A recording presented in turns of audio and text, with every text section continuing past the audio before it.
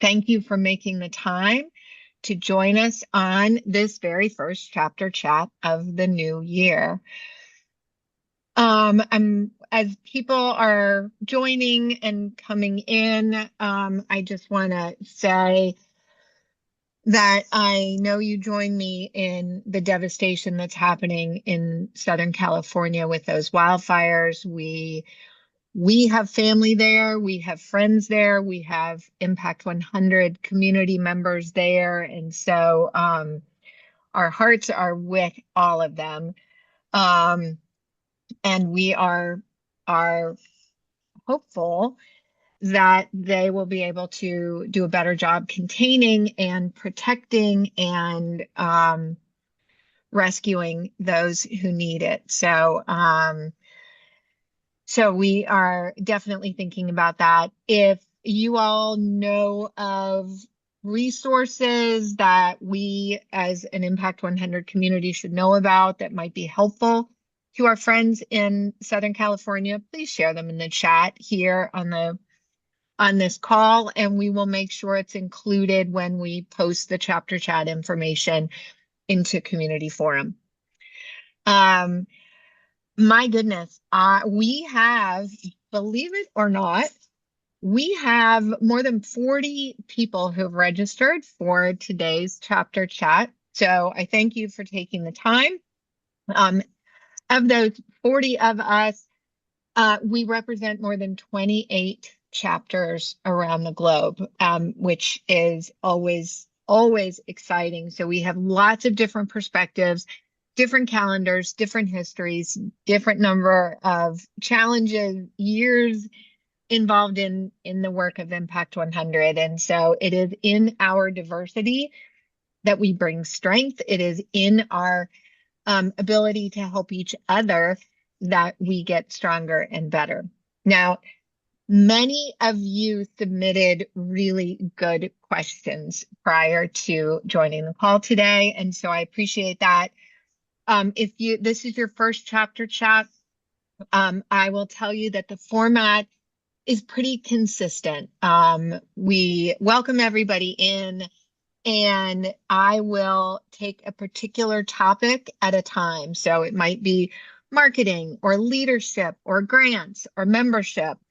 And then I will restate the questions that have come in. Sometimes I'm consolidating multiple questions into one larger one. And I will give you the global perspective and then open it up for either follow-on questions or additional resources or ideas that might be successful from your own chapter. Before I dive into that, however, I want to make sure that everyone on this call is aware that our early bird registration for the 2025 Impact 100 Global Conference has been opened. Now, we already have people who have registered. We already have people who have secured their beautiful hotel room right on the beach in Miramar, Florida, which is Panhandle.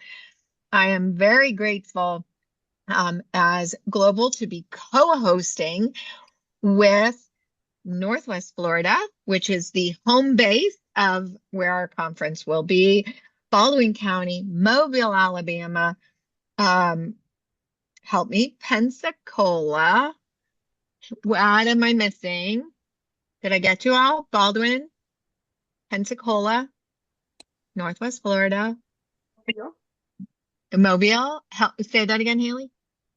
That was it. That's what I was thinking. That is okay. And we have something really big planned for you all. So as you are looking ahead for the new year, our conference is from October 26th to the 28th. That's a Sunday until a Tuesday.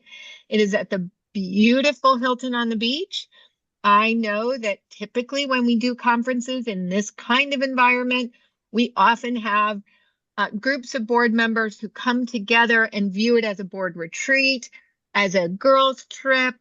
Often they will come in early, maybe fly in on a Friday or a Saturday.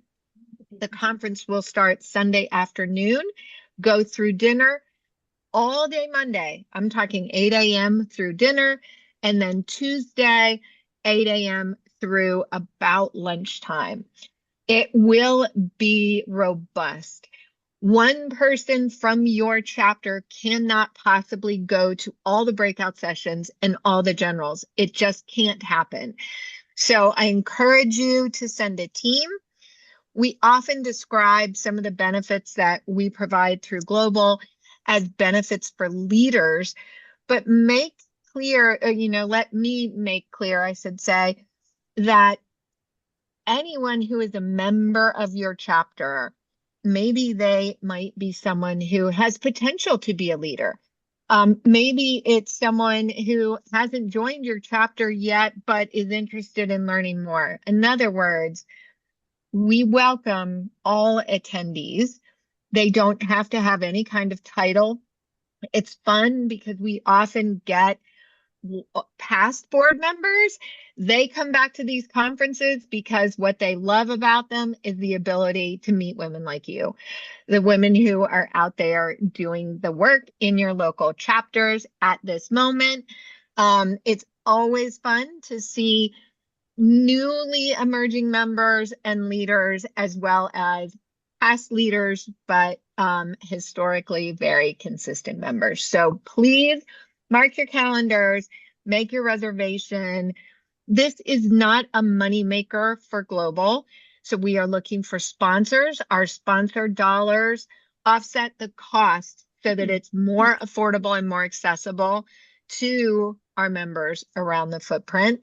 We will have a global presence this year, as we have for the last several conferences. So once again, we will be seeing people from outside the US, and they will be sharing their wisdom alongside all of us. So it's going to be spectacular.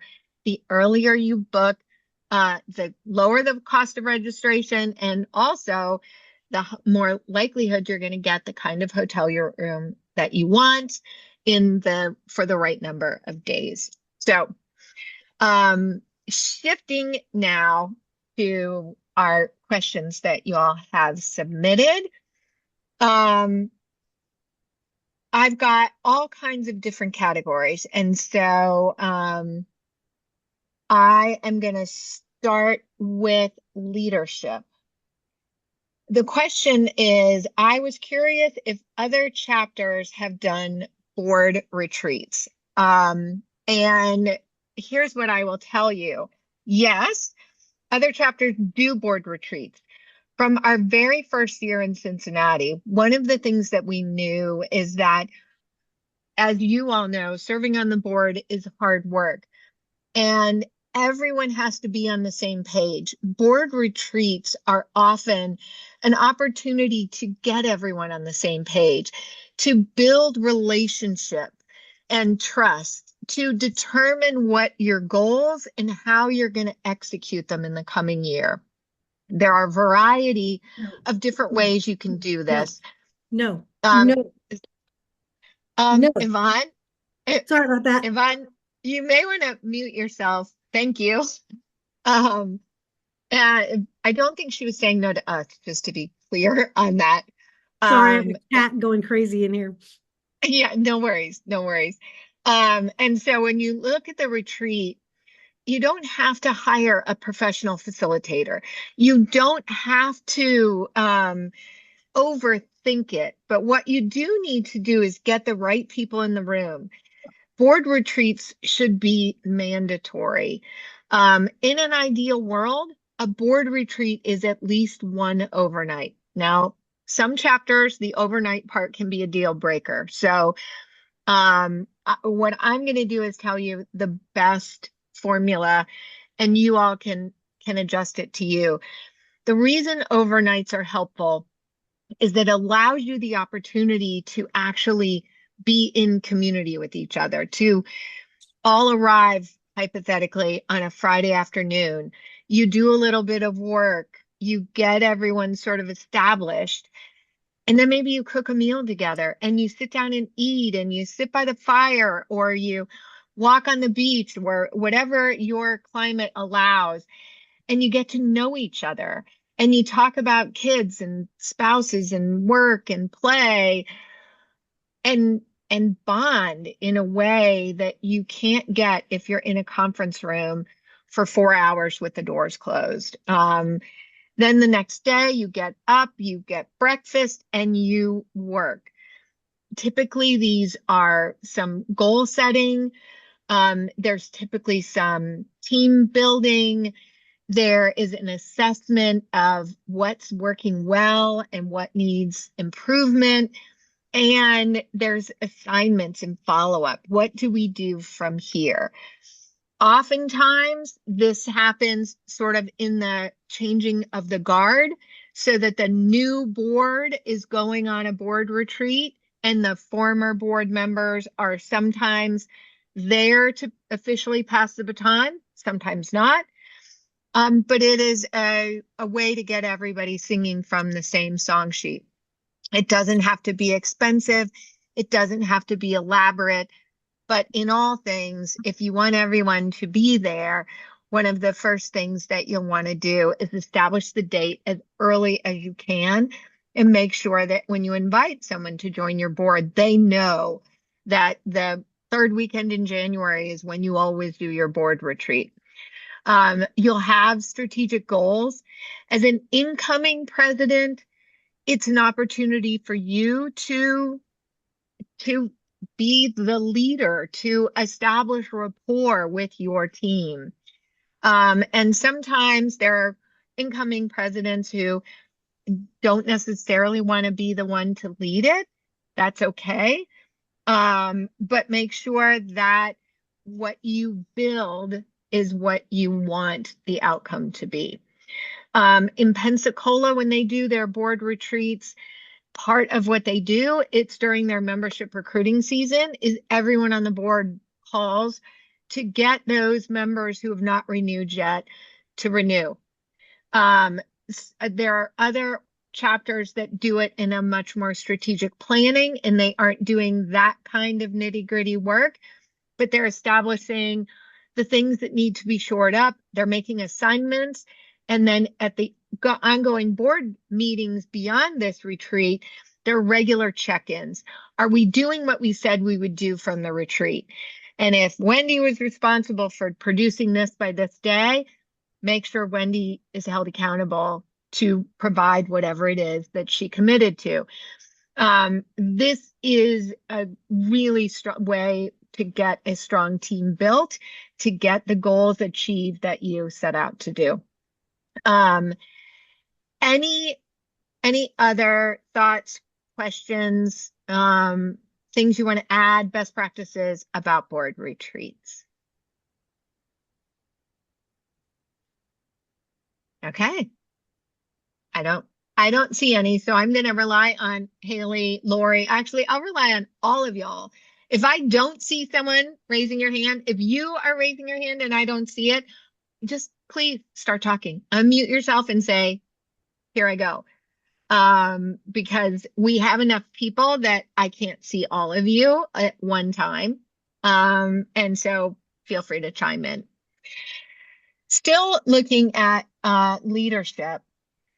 Another question came in, and it was, how do we run more effective board meetings? And how do we stop from simply reporting on what's already been done? So, i.e., not making a board meeting a gripe session. So, and all the things that aren't going well, that is the question that we got in the chat for the day. If you've got the right people on your board, you've got a group, a large group of diverse, high capacity, powerhouse women. These are doers in your community. These are women who are well connected and who undoubtedly have a lot of different ways that their time is being pulled. Board meetings should be mandatory. Board meetings should start on time and they should end on time. There should be an agenda. In ideal world, a timed agenda. The meeting opens at noon at 12:15, we will have done this. We're going to have this conversation from 12:15 until 12:30.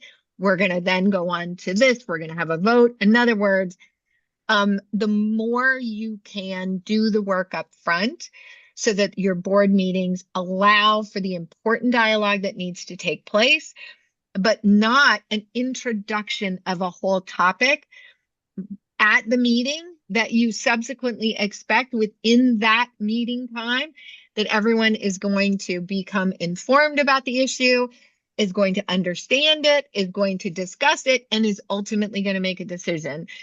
If your meetings run like that, you will likely have a very hard time getting the things done that you need to get done. And so there's a recognition that work has to happen and communication has to happen in between those board meetings. And so we want report from committee chairs. The treasurer report should be in well in advance of the board. The minutes from the last meeting should be in well in advance of the board meeting. But also the updates from, different times of year, you're going to have an emphasis on different parts of the cycle. And so certainly during membership recruiting season, you're going to always be talking about that. But even in that season, you also want to be talking about your outreach to nonprofits, your grants liaison work, your focus area teams. You might also have systems and governance. You might have nominating. And so you want to make sure that when you look at the agenda for a given meeting, make sure that people have the information that they need to weigh in, to make a decision.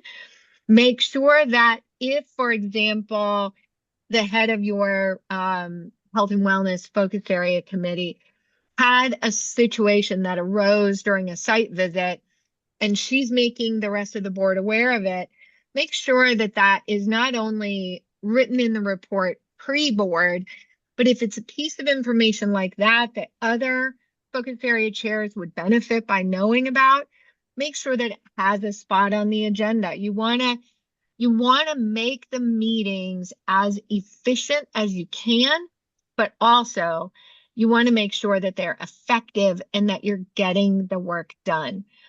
When you have the right people in the right seats doing the work, you will find your board meetings to be invigorating. You will leave inspired. You'll feel grateful that you're surrounded by such an amazing team of women.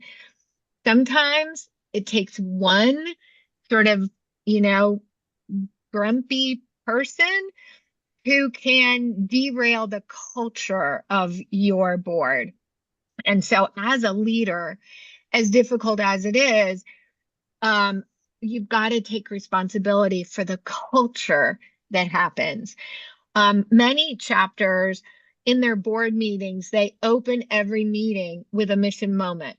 And everyone knows that we're going to popcorn around their table or around the Zoom call, and we're all going to give our 30 seconds of, I met someone in the grocery store who was a grant recipient and they said XYZ, and it made me so proud to be a part of this group. So you want to keep the culture focused on the work you're doing, the good you're doing. And every week or every month, every meeting, you ought to have everyone around the table ought to have the kind of mission moment that would inspire or encourage your fellow board members when they're exhausted and they're working hard and they're frustrated and things aren't going as well as they wanted them to.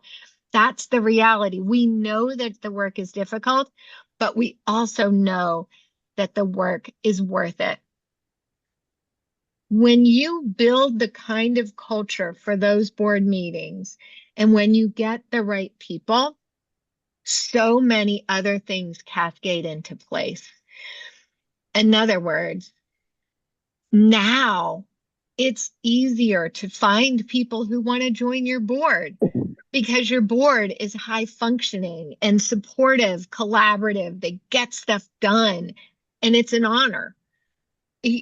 That's the environment that you build.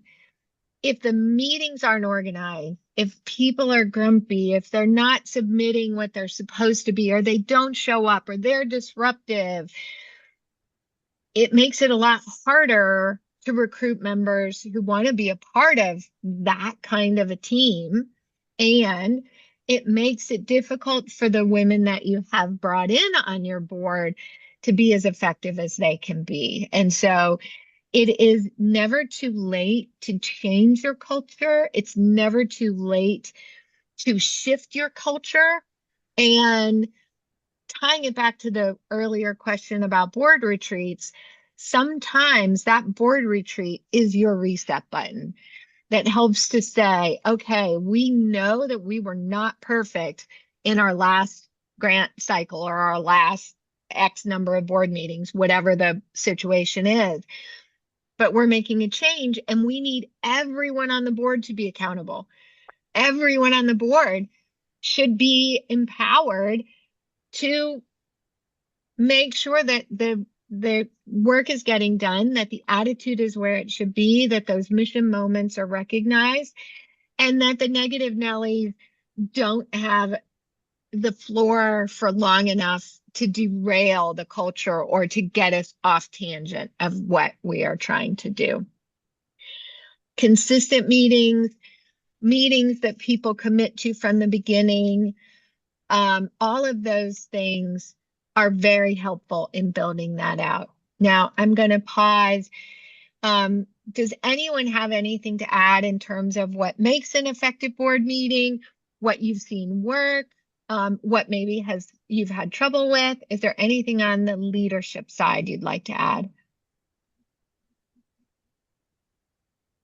All right, sometimes we have board members who get off into the weeds.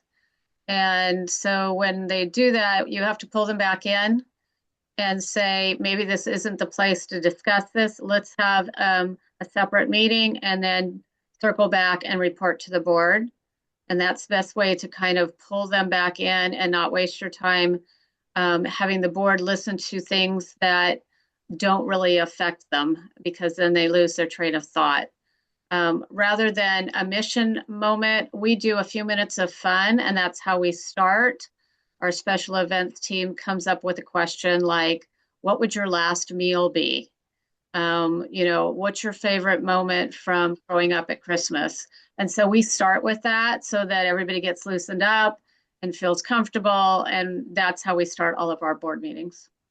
Excellent. Thank you so much, Evelyn. That's great. Anybody else want to weigh in here? Okay. Very good. Thank you. Now, let's see. Next, we have a question under what I would call the miscellaneous category. And the question is, do any of you employ an executive assistant or a virtual assistant to help with PowerPoints, tech, troubleshooting, etc.? This is a really good question. And the one thing that I'll tell you is that often it comes up, does anyone hire someone? And I will tell you that the vast majority of Impact 100 chapters do not hire anyone. They simply don't do it. Partially because they don't have the budget, partially because they've got enough leaders around the table to do the work. However, if you are in a position where you are able to hire someone, contracting a database manager is like, probably, and it can also work a little bit like an executive assistant, depending on the particular role. It can be things that can help your chapter. It is a pain point for many. The way that it works when we're all volunteers is if I'm the volunteer in charge of your database and I get it all organized and everything is the way it should be, and then I roll off and the new volunteer comes and takes my place, we can often have a slight disruption. Sometimes the new database manager says, well, the past database manager used Neon, but I like Salesforce, or the past one used MemberLeap. MemberLeap is way too hard for me to follow, so I want fill in the blank. Every time you shift your CRM system, you run the risk of losing data. Every time, depending on how much you grow, how much you're tracking, the role of the database manager becomes bigger and bigger as you become bigger and bigger. And so, a couple of rules of thumb. If you're going to spend the money to hire someone like that, make it contracted and get it funded outside of your membership. What we often have local United Way, Community Foundation, Corporate and Family Foundation, who will make a gift to the local chapter of $20,000, and that might get you 2 years of a part-time database manager. It might, in some communities, they have these, this is a very outdated term, like these pools of executive assistants that are offered out virtually for the gig economy and for entrepreneurs. And so sometimes it's a membership to one of those kind of co-learning, co-support spaces. But you want to make sure that it's not coming out of your member dollars and it's not coming out of that 110%. You really want to make sure that you've got their pay covered outside of your membership. When you do that, you can also make sure that you tell people, like, yes, we are very fortunate to have this help, and it was funded completely outside. If the donor is anonymous, it's anonymous. If not, you can give someone credit, the Community Foundation, the United Way, whatever. The other thing that can happen is oftentimes, if you look around your board, many of the women who serve on Impact 100 boards still have a full-time day job somewhere else. And sometimes that full-time day job they might have access to an executive assistant of their own. And their organization might allow that executive assistant to do a little of this work for the cause that your board member is so tied to. That can be an in-kind donation, at which point we want to recognize, thank you to the such and such law firm who's allowing Sally Jones to help us do XYZ, or whatever the case. All that is to say, though, remember that the large majority, Pensacola, do I have to tell you, with more than 1,200 members, they've never hired an outside person to do any kind of administrative stuff. So it is absolutely not necessary. It is absolutely not a requirement, but it is an option if it's something worth pursuing. Any thoughts, comments, questions on executive assistants? Okay. Very good. All right. Now, we're going to shift to membership. We got a lot of questions, and interestingly, most of the questions today, instead of about recruiting new members, it was all about retaining your existing members. And in some cases, it was a first-year chapter saying, gosh, we got all these people in our first year. How do we bring them back in our second? In other cases, it's more of a broad, how do we re-engage? So it's one of those things that if every chapter could do one thing well in regards to membership retention, it would be to cultivate a sense of belonging. Now, I believe the design of our Impact 100 process is all about belonging. But one of the features of membership is that the women who join our chapters, they get to design their own experience. They get to decide whether they serve on a focus area committee, whether they attend the events, and how engaged and involved that they want to be. The more engaged they are with the work we do, the more likely they are to stay. Many of you might remember that in 2020 and 2021, we engaged an outside research firm in collaboration with WPI, and we did an extensive research study on both member engagement and retention, sort of the membership experience, as well as the nonprofit or grantee experience, nonprofit applicant and grantee. One of the things we learned is it only took 1 or 2 touch points for a member to go from feeling disconnected and unengaged to engaged. That's a pretty small hurdle to get over. But understand that 1 or 2 touch points need to be tied to mission. And when you do that, they will stay engaged. We have members in chapters all around the world who are busy women. They write their check.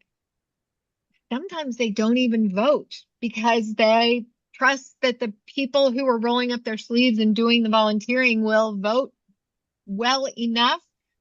Sometimes they write their check and then they vote. If you could get your members to go to one thing a year, it would be your annual award celebration, your annual meeting. That is the best opportunity. It is your best opportunity to recruit new members. It is your best opportunity to retain the members you have.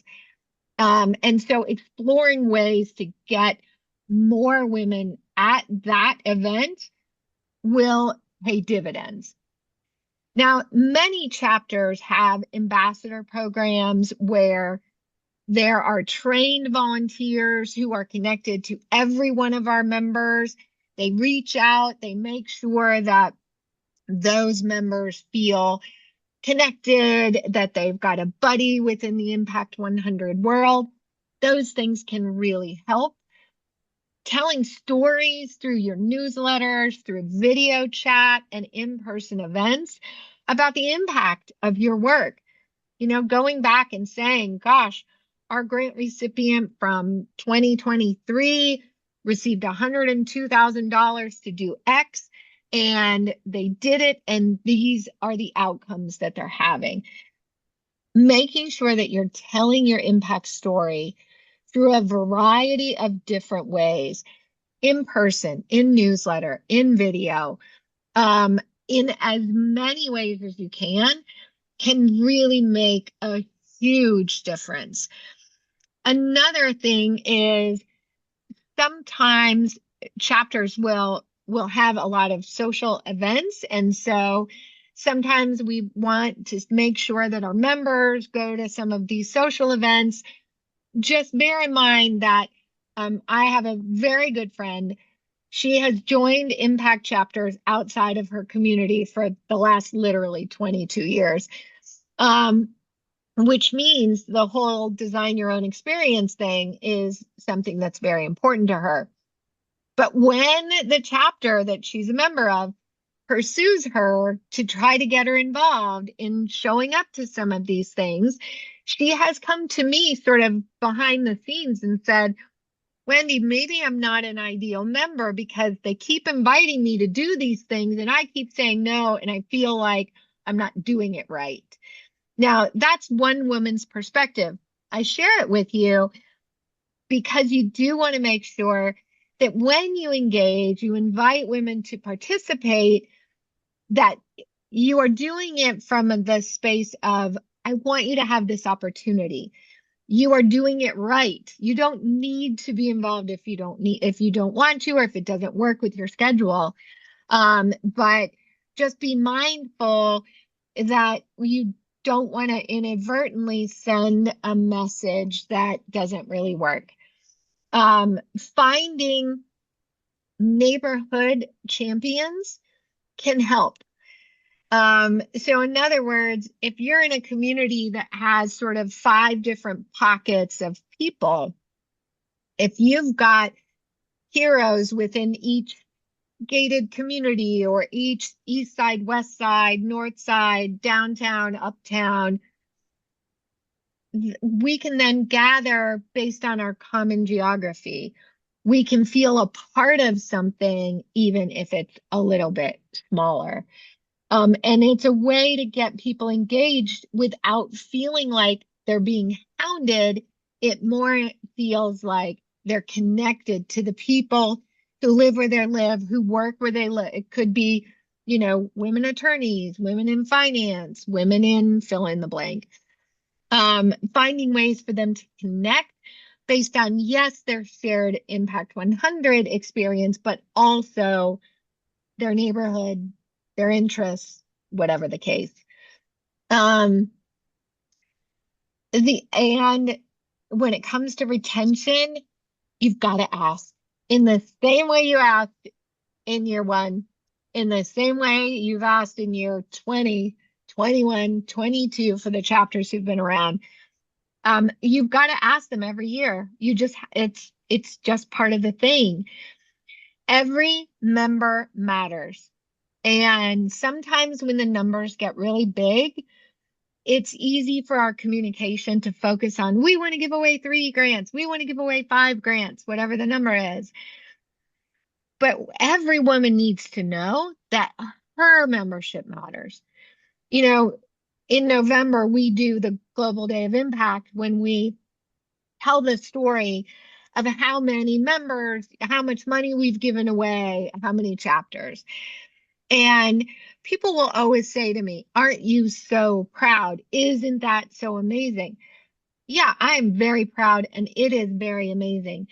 However, I want every single woman who has been a member, whether she's been a member from the beginning, whether she's been a member one time, I want every single woman to feel the exact same sense of pride that I do, because it is unheard of to give away almost $160 million, $1,000 at a time. What that means is if we lose 5 women who each gave $1,000, we wouldn't have made it to the number we made it to. And so in your communication, always talk about the big picture, but drill it down to every member matters, and that their participation, their involvement is a difference maker, because it is. And that can also help engage your members who might not be involved in the day-to-day. So I'm going to pause. Thoughts on retention, things that have worked for you, things that might have been difficult? Well, along that same line, I always say to people, without your membership, we're $1,000 short. And I always get a giggle out of it, but they get it. Yep, very good. Thanks, Evelyn. Anyone else?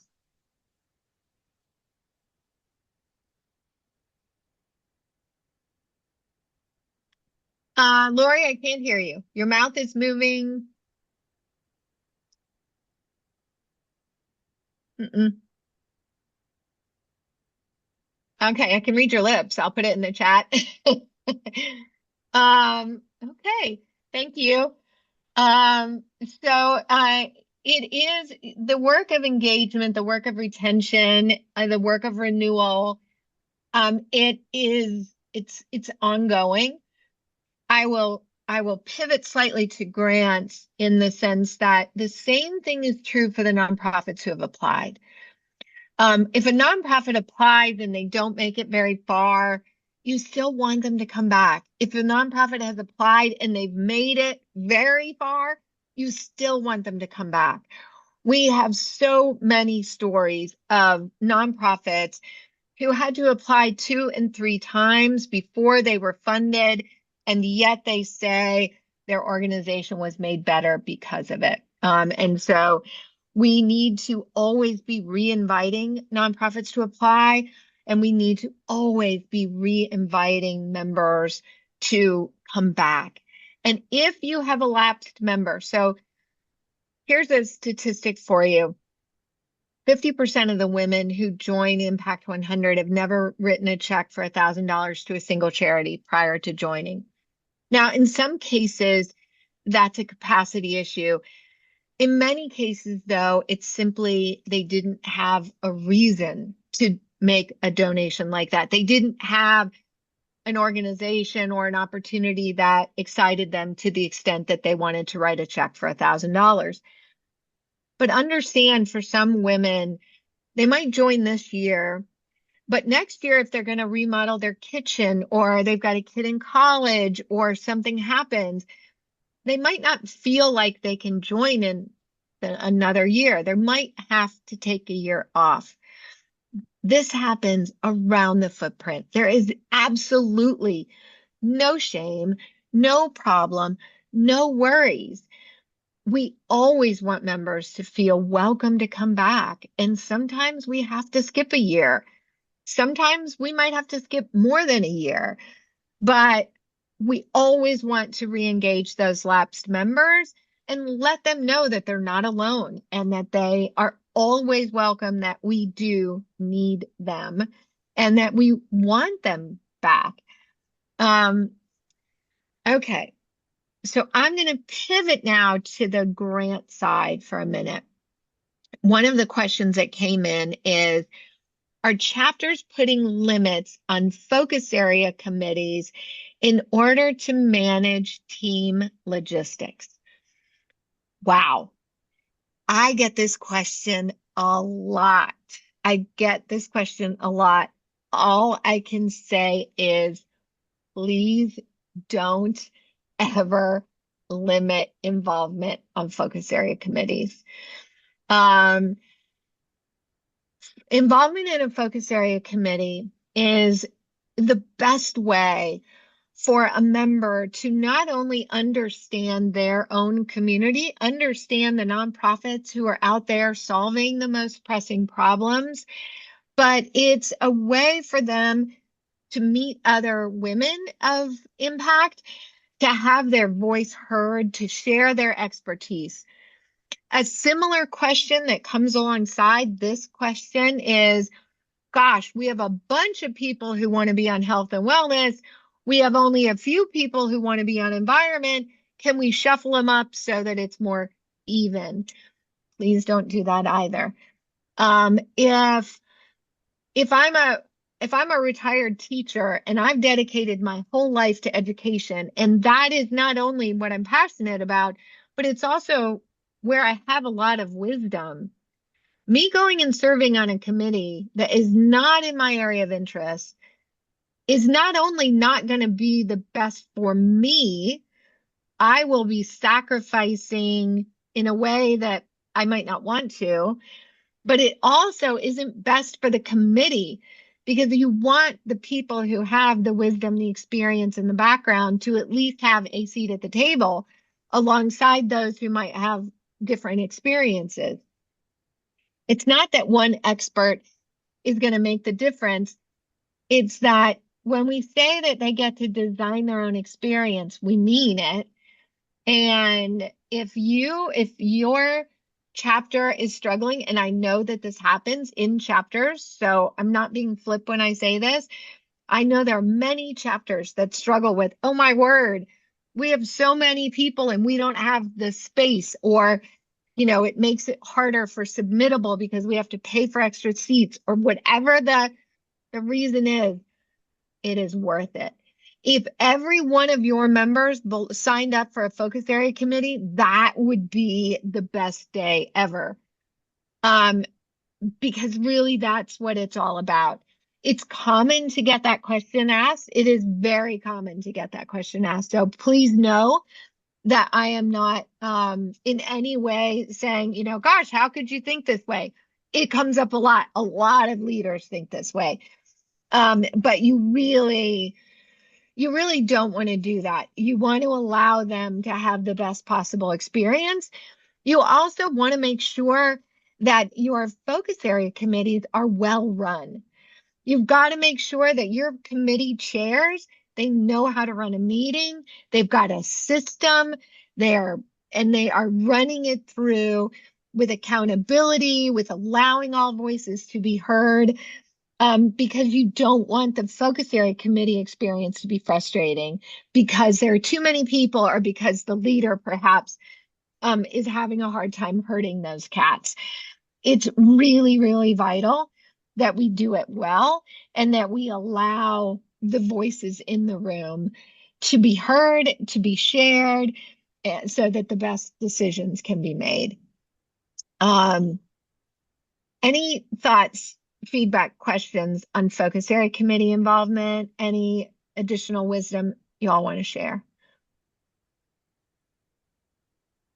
Okay.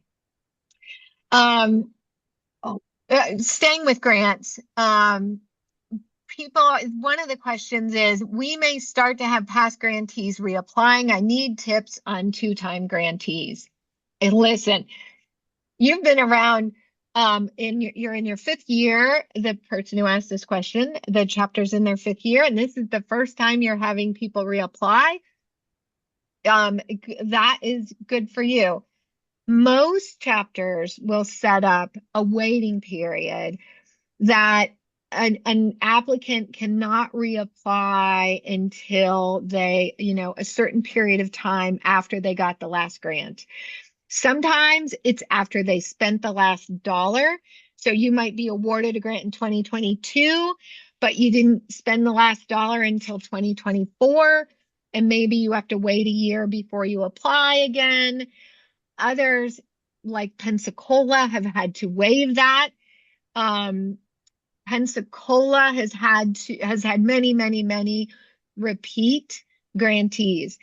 I would tell you that most chapters have had repeat grantees. And here's the thing, it's interesting.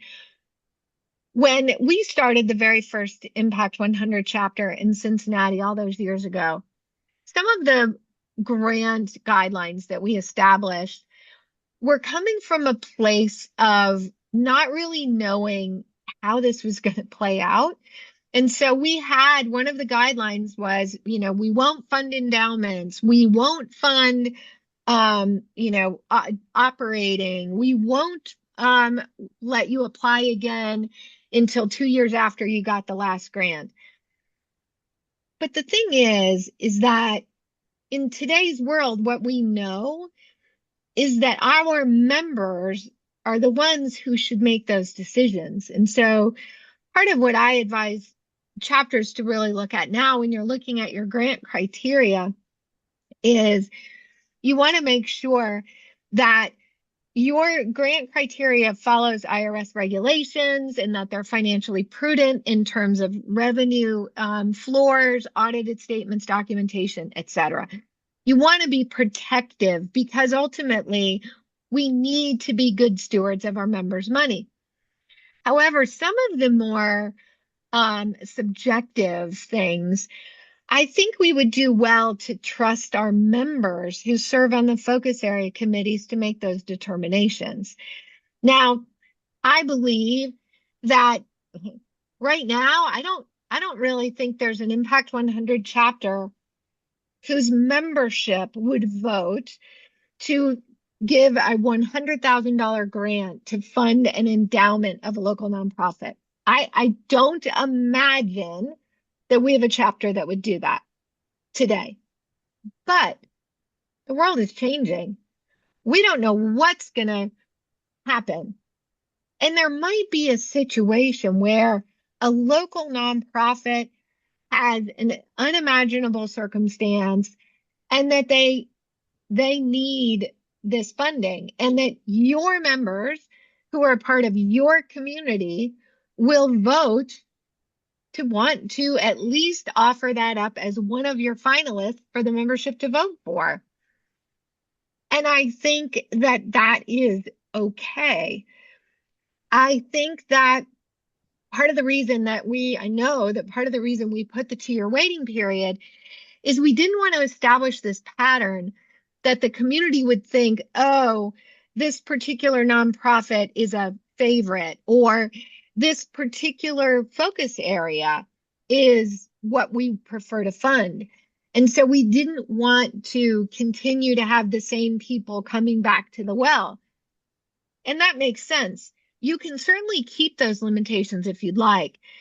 But the truth is that sometimes strong nonprofits who can dream big and come up with these transformational grant ideas that allow us to really move the needle, they can be few and far between in some communities. In some communities, in order to get a good, strong grant pool, we've got to have past recipients in the mix. We've got to have them coming back.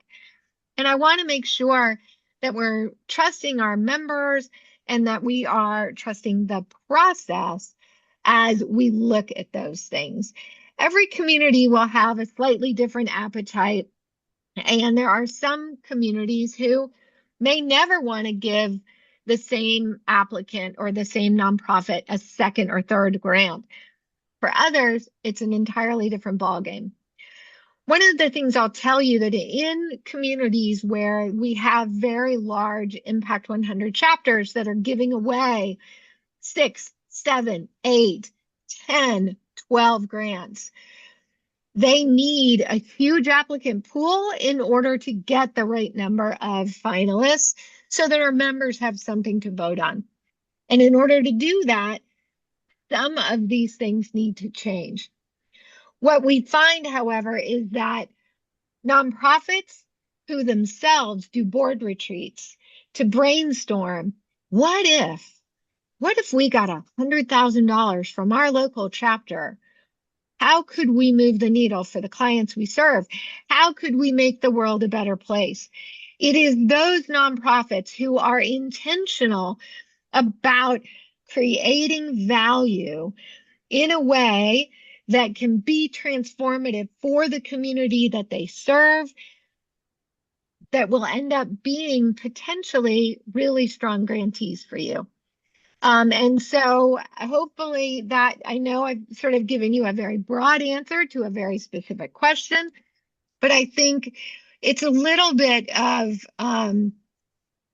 understanding what works best for your community, coupled with encouraging grants, good, strong grant applicants to come back, whether they are funded or whether they are not funded, within whatever time frame you specify. Question, comment, feedback on that? Wendy, can I ask a follow-up question? I'm sorry, I'm not on screen. I'm kind of in motion right now. No worries, Emily. No Apologies problem. to everyone. And thank you very much for that answer. Is there anyone on the chat, or maybe Wendy in your expertise, that has worked with an organization that they have given more than one grant to?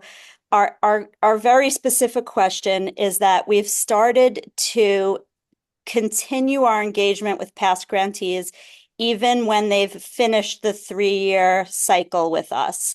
So we, through the distribution and providing all their feedback on what the grant has done, et cetera, is a 3-year process, and then they're eligible to reapply after that.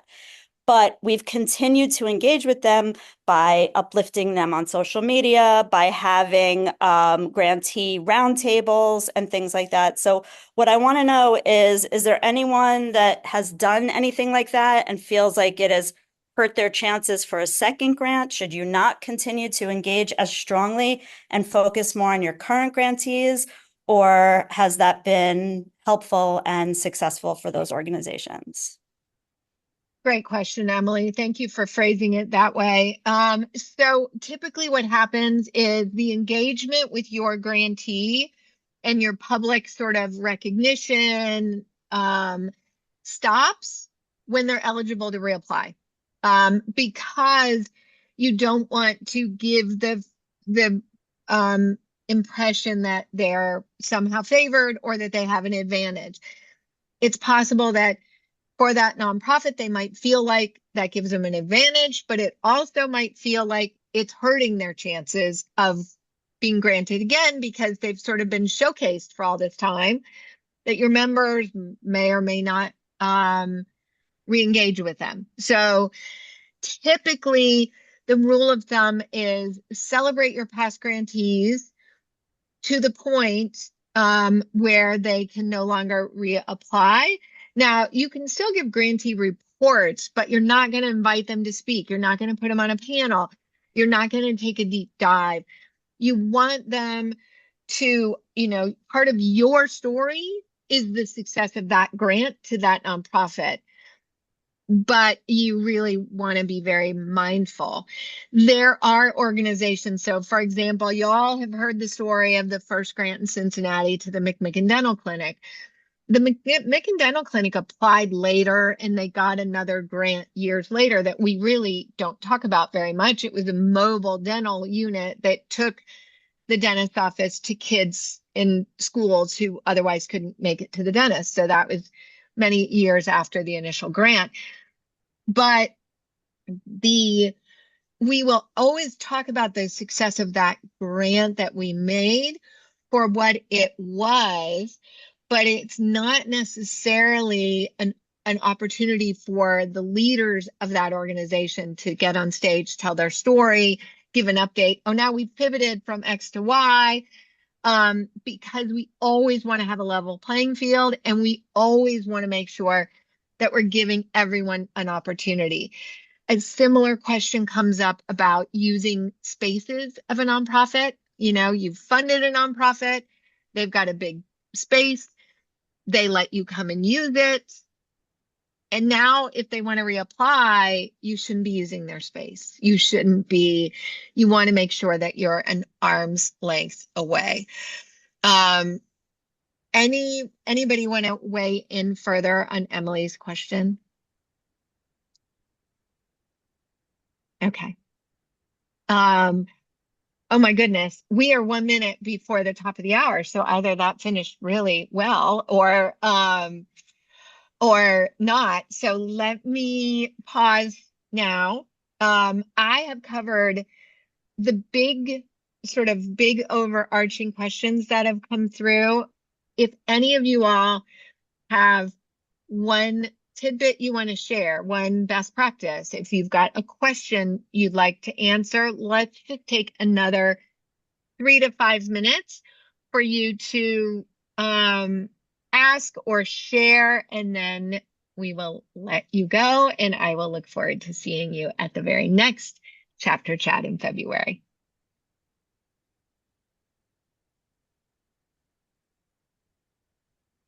I have a question. This is Yvonne. Great. What does anybody do, or what any best practices in terms of succession planning so that there isn't that gap of knowledge when somebody leaves the board and somebody new comes on? We struggle with that a bit. Great question. And you are not alone, Yvonne. And for those of you who don't know, Yvonne, she is with San Antonio. So here's the thing. Oftentimes when someone joins your board, they might have a very specific job, treasurer, secretary, Marcom, whatever the case. But because we're volunteers, the individual that fills that seat brings her own wealth of information, skills, knowledge. Very often, for example, your secretary might be the one who manages the database. Very often, your membership chair is the one who manages the database. Very often, your Marcom, marketing and communications person, might also be a graphic artist, might also be the one who does the design. Now, if you've got someone filling a role that is technically, I'm going to call it one-dimensional, so they're doing this role, but they bring all these other skills, you want to make sure that before you go to replace that person, that you fully understand the skills that they bring. And the reason that I say it that way is that you might have someone ideal to come in and become membership chair. That person might be well-networked. She might be a natural-born connector. She is excited. She wants to help to recruit and retain members. However, She has no experience in database management. It terrifies her. She wants no part of it. Well, if we're looking to replace your current membership chair and we need to fill all of the things that she uniquely brought to the table, you've got to be able to keep an open mind to say, these job descriptions that were written when person A was in the role sometimes have to be shifted so that person B can take on the role and not feel like they are failing somehow or not being given tasks that they don't know how to do. And so you might find a fabulous new membership recruiting chair, but understand if she's not a database person, that now you're going to have to look at your secretary and say, does it fit there? Maybe your grants liaison, maybe your governance chair. I don't know. Maybe you just have a new role that's simply database. But to look at all the jobs that person does, to look at how they do it, and then figure out what's the most important thing. And I would argue that the most important thing for a membership person is to have that connector, to be that influencer, to be someone who is out and about working with women all over the community. That's really the main role of your membership person. The extra things that your current volunteer brings are super helpful, but they are not necessarily the be all and end all. And so don't get too rigid about your job descriptions and the skills. Make sure, though, that as you look for turnover, you're getting the right people in the right spots. The other thing is you should be, I tell you about the spreadsheet that you should do as a board. We don't have time for me to go through it again today, but if you want to learn more, I'm happy to give you some information about that. But all of your leaders should always be looking at potential new leaders, looking out in the community. It could be someone who's new to town and she's a dynamo. You might want to make sure you can get her on your team. So you want to be out always looking for new leaders. You want to be recognizing the leaders that you have and appreciating what they bring to the table and how they do what they do, so that you've always got a warm bench. The further you can establish those succession, the better. In other words, in an ideal world, let's assume I'm going to go back to being membership chair. So I'm membership chair. I have a 3-year term. My first year, I'm going to be co-chair or vice chair to the existing person. So I'm going to learn from her. We're going to work together. Year 2, I'm going to be the chair. And if I can get a vice chair or a co-chair to come alongside me in year 2, that's good. But now for year 3, I absolutely need to have a vice chair or a co-chair so that I can pass the institutional knowledge on to that new person. If you can get your succession planning to operate in that way, you will find that people are very well equipped, and being clear-eyed about what each individual is able to do, what is a reasonable, amount of responsibility, work, etc. And, the reason that we have large boards within Impact 100 is that there's so much to be done. And so getting this large group together who each has a role that's clear and defined, that they feel they've been trained for, but they also feel they can step in and bring their unique personal strengths can make a huge difference. That was a really good question, so I appreciate that, Yvonne. Any other comments on that? Okay. I'm going to just quickly for Yvonne, this is a little bit more logistical, and I'll repeat what Lisa put in the chat. But we have a committee chair handbook that really helps with transition because it lists everything from acronyms to policies and procedures, fonts, how to use our community Zoom, everything. So that makes the transition a little easier, as well as we use G Suite for nonprofits, which is Google's free drive. And so we have naming conventions, and we ask everyone to store everything and use only their impact emails and store all their information on that drive. And so that way, each new person that comes in is not reinventing the wheel. So that's been super helpful for us, Yvonne, and I'm happy to share any of that offline if you're interested. Emily, I would say yes, please. I would also, this is a really good plug at 7 minutes past the hour to say, we are looking for really good best practices to be shared at the conference this fall. And it sounds like you may have some good ideas. So if you would share with Global, we'll be happy to share it to anyone who registered in the chat. Certainly, obviously, you can send it right to Yvonne as well. But it would be great to share those best practices. And I welcome all of you.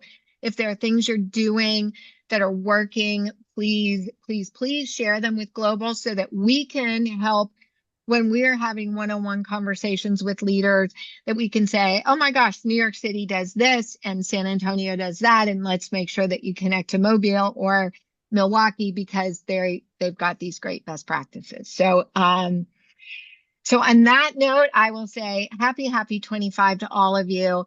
Thank you for making such a powerful impact. And we've got our chapter chat scheduled, I think, through April. Is that right? Haley, you are muted. March. Oh, through March. Okay. So we've got at least the first 3 months of chapter chats. We'd love to have you come back in. We will post the video in Community Forum. So you can go back if there's someone on your team who couldn't make it to the chat, they can always go back and rewatch. So I thank you all very, very much. And with that, I will say take good care and we will see you soon.